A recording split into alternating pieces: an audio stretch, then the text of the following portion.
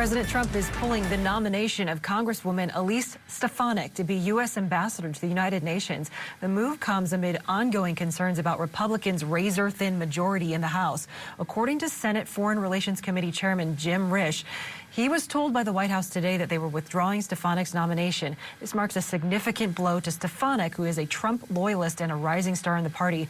Scripps News is going to continue to follow this and bring you live coverage. In fact, we're going to do that right now with Scripps News congressional correspondent Nate Reed, who's live there. And Nate, what are you hearing about this?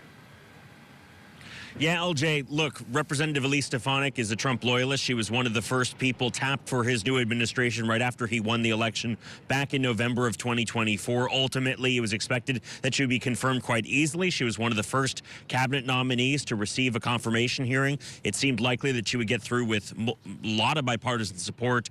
But the reality is Republicans have an extremely slim majority in the House of Representatives. And that recent state Senate race that we saw in Pennsylvania, where Democrats overperformed a Trump plus 15 district to win that state Senate race, certainly causing alarm with Republicans. There's a very real possibility here, at least Democrats are telling us, that they believe that there would be doubt about who could take her seat in New York State when that race were to be held again. Republicans' extremely slim majority has been really challenging for them to pass large pieces of President Trump's agenda. If that seat were to go Democrat, it would only make that margin for Republicans even slimmer. And for that reason, Stefanik has not yet resigned her seat. She was waiting for Republicans to make more headway on Trump's agenda before resigning. Ultimately, today, the White House saying, in somewhat of a surprise, they would be pulling her nomination instead of allowing her to be confirmed to that position. Democrats telling us earlier, a large part of that over concerns about that special election.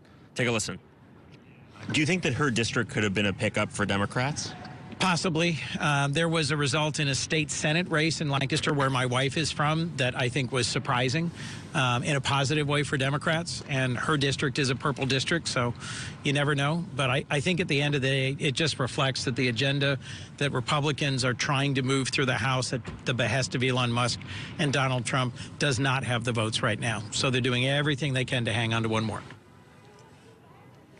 One of the biggest outstanding questions at this hour, Speaker Mike Johnson has said that Representative Elise Stefanik will rejoin House Republican leadership. You might remember she was House Republican conference chair in the last majority. She ultimately left that position and was replaced in that position by Representative Lisa McClain, the Republican from Michigan. A source familiar with Representative Lisa McClain's plans say that she will remain in the position of Republican conference chair. So at this point, it's still not clear to what capacity Representative Stefanik will return to Republican leadership. I've reached out to representatives for House Speaker Mike Johnson. At this point, they have not yet given us answers.